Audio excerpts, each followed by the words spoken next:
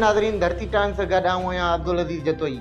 नज़र विझंदासीं अॼु जी ताज़ा तरीन ख़बरुनि ते। सरदार अली ॾिनो लेगारी जी अॻवानी में धिंगाणो बोज़दार खां पाकिस्तान ज़िंदाबाद रैली कढी वई।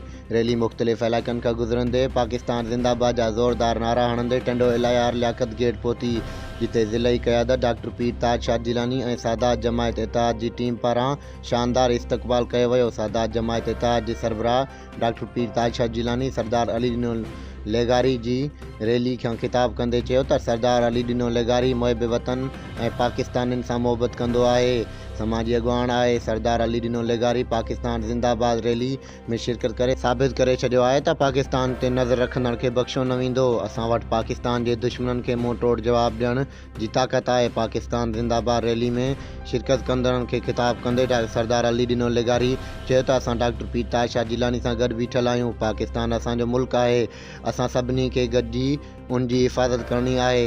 धिंगाणो बोज़दार जी अवाम मुहिब वतन आहे ऐं डॉक्टर पीर ताज शाह जिलानी जी अॻवानी में मां भारती मोदी जे बयान खे रद्द करियां थो। मोदी मरदूद खे चवां थो त वञी चांहि जो होटल खोल, तुंहिंजी औकात जी असांखे ख़बर आहे। जेकॾहिं तूं पाकिस्तान खे मेरी अख सां ॾिसंदे त असीं अखियूं कढणु ॼाणूं था।